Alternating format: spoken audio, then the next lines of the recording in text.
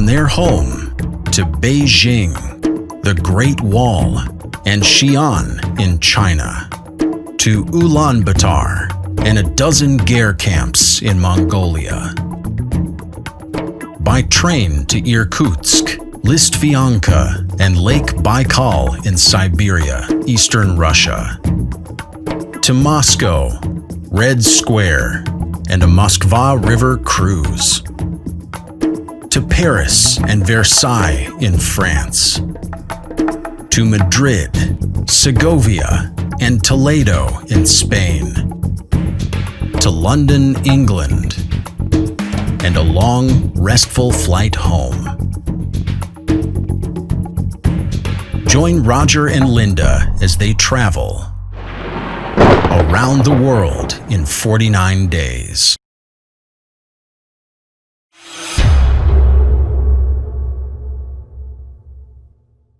It was late, dark, and hot when we arrived. What's this? Where are they taking us? Linda, are you sure this alley leads to the Beijing Happy Hotel? Listen, whatever they do to us, rip out my fingernails or drip boiling water on my balding head, I will be glad we came. Of course, the pain would compete for my attention.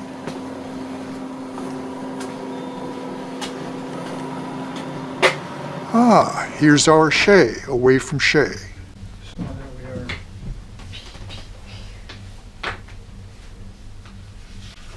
How's your blister? Oh, it hurts, but it should be okay. You're not going too far. I'm going to take the subway. Oh, About 8 stops. It's quite a ways, but I'm just going to walk to the subway station. how far is that? Up to Tiananmen Square. Just down and around the corner. 2 blocks. Through the shortcut. No. Oh, really? No. Well, I suppose I could go through the shortcut, yeah. I Let's see could. what we got here. In 1989, student-led demonstrations demanded greater accountability, constitutional due process, democracy, freedom of the press, and freedom of speech. About 1 million people assembled in the square. On 20 May, the government declared martial law and sent as many as 300,000 troops to Beijing. On 04 June, government troops with assault rifles and tanks fired at the demonstrators. Estimates vary from several hundred to several thousand dead. Since then, the government has wiped all records of the event from Chinese history. Today, some younger Chinese citizens don't even know it happened. Today, China's use of artificial intelligence, or AI, is both inconspicuous and scary. I have 1,000 million eyes that neither blink nor sleep, eyes that watch always for enemies of the state, eyes that watch you right now. Enjoy your visit, but don't forget to leave. It may be a cliche, but I think it's also true that travel, whether international or domestic, expands the traveler's horizons. It coaxes the traveler away from his comfort zone and into new environments and experiences. Now, as I stand here in Tiananmen Square in Beijing, I feel only the discomfort of very high temperature and high humidity. But I feel no particular discomfort spiritually or emotionally. I feel pretty much at home. So perhaps the cliche is more like travel, whether domestic or international, expands the traveler's comfort zone. Now, which is the case? The next 45 days perhaps will clarify that. And I guess we'll have to see as we go along whether it is expanding one's horizons or expanding one's comfort zone, or both, or neither. We'll see. The Forbidden City includes the huge area inside the Blue Moat. We could have browsed here for a day or two, but the 100-degree heat, humidity, and my slight dehydration, plus schlepping my video equipment, confined us to a 2-hour stroll up the wide corridor through the city.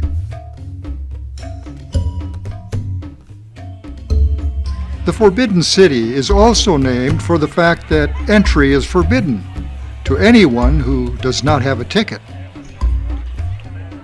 We were the only Americans in sight. The Forbidden City was the imperial palace from 1420 to 1912, almost 500 years. We entered through the Meridian Gate and moved northward along the central corridor, through the Gate of Supreme Harmony, the Hall of Supreme Harmony, the Hall of Middle Harmony, the Hall of Preserving Harmony, the Gate of Heavenly Purity, the Palace of Heavenly Purity, the Palace of Union and Peace, the Hall of Terrestrial Tranquility, and finally, the Imperial Garden, our final stop before exiting through the Spiritual Valor Gate.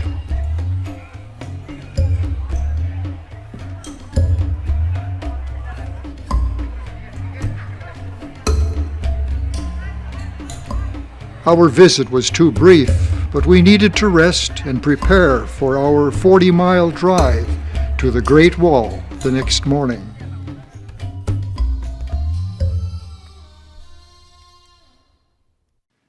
As our trip to the Great Wall began, we passed the tall building at the entry to Tiananmen Square. So this is China. Well, more like tourist China. Beijing is the shiny tip of a huge Asian iceberg. Nice cars, big buildings, industrious people. On the surface, which is all we're seeing, China is peaceful and orderly. The people are mostly passive, minding their own business and letting us mind ours. They may be curious about us, but we and they are aware of the wide language and cultural gaps between us. But beneath the surface, as with most countries, China is different, chilly and spooky. Contrary to the people we see, is the government we don't see. Isn't that how it always is, back home and wherever we travel abroad? It's usually the governments, not the sheeple, that make enemies of other nations. We the people wisely recognize that we're all pretty much in the same boat. We live our meager lives, and most of us believe that we might as well get along with each other, live and let live. I read recently that America's most serious enemy is not Iran or Turkey or Russia, but China. And Google. Yes, Google! And other tech giants working with the Chinese government. The Chinese hawks have always advised their leaders, beginning with Mao Zedong, to avenge a century of humiliation. They have aspired to replace the United States as the economic, military, and political leader of the world by 2049, the 100th anniversary of the Chinese Communist Revolution. And China, the China we did not see during our brief visit, is a global contender in AI, artificial intelligence, to control not only the people of China, but of the world. That there are men in all countries who get their living by war and by keeping up the quarrels of nations is as shocking as it is true. But when they make it their study to sow discord between nations, it becomes the more unpardonable.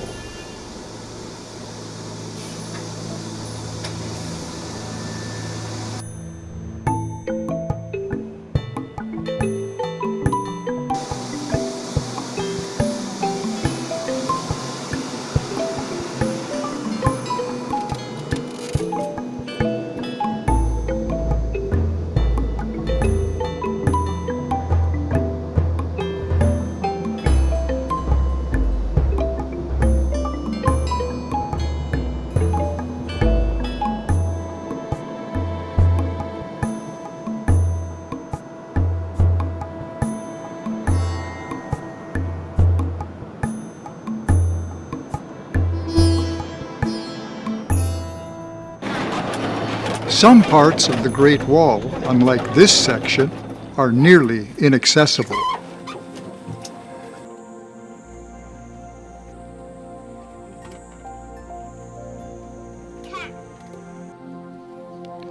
The Great Wall we know today was built mostly during the Ming Dynasty. The many earlier walls were mostly earthen ramparts and ditches. Only this one is made of stone and brick. The pleasant scent of juniper escorted us on our ascent.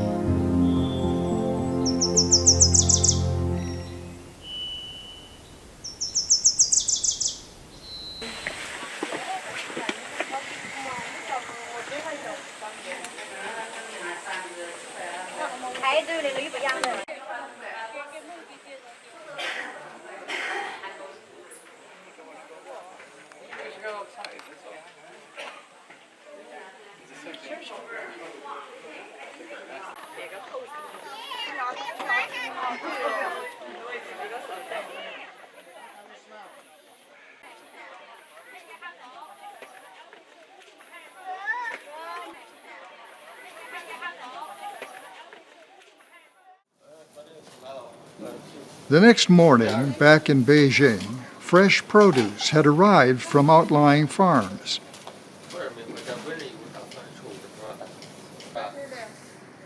The storekeeper tallied the delivery to make sure she got what she ordered.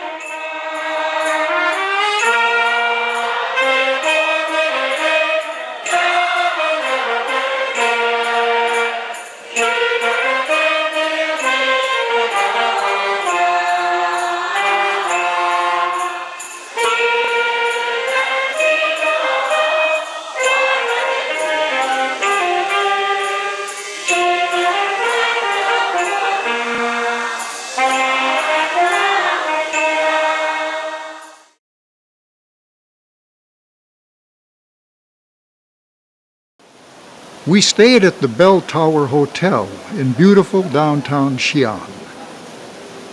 The large bell tower is opposite the hotel's main entrance.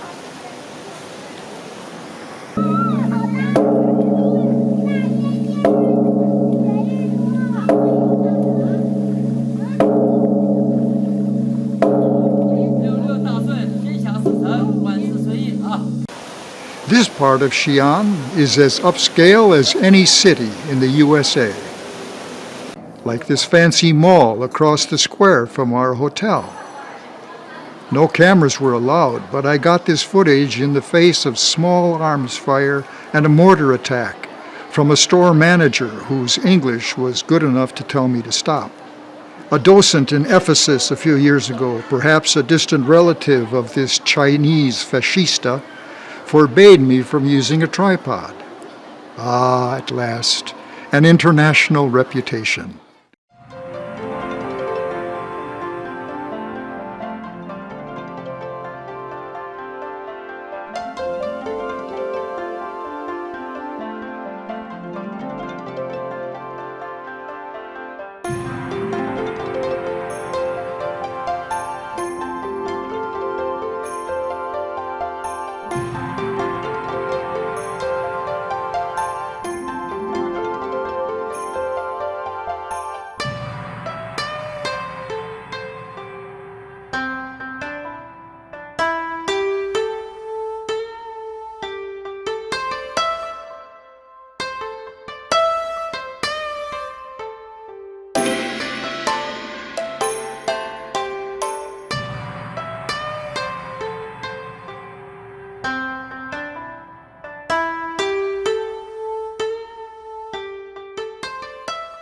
The big Wild Goose Pagoda was built in 652 during the Tang Dynasty.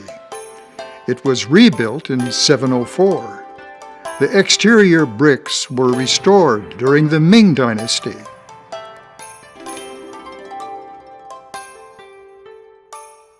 The small Wild Goose Pagoda was also built during the Tang Dynasty.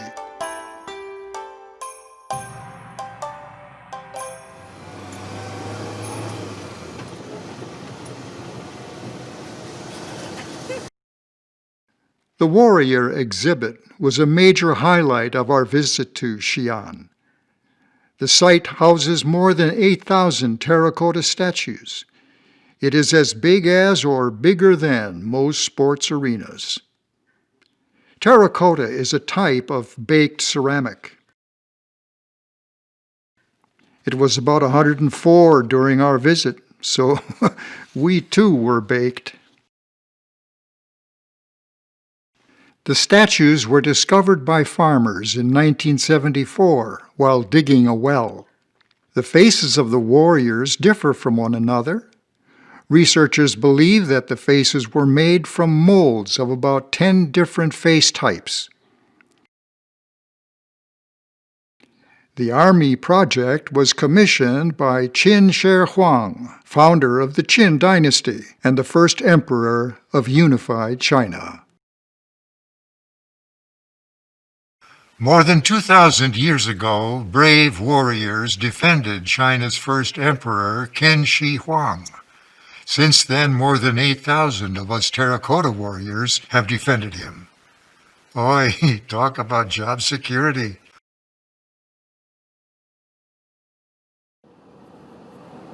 Our time in China has come to an end.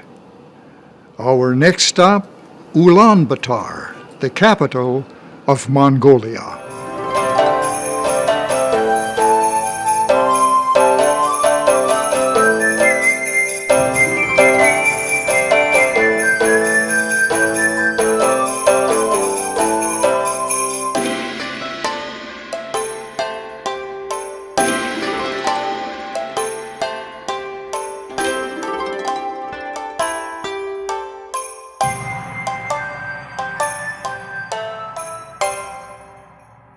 The bear went over the mountain, the bear went over the mountain, the bear went over the mountain to see what he could see.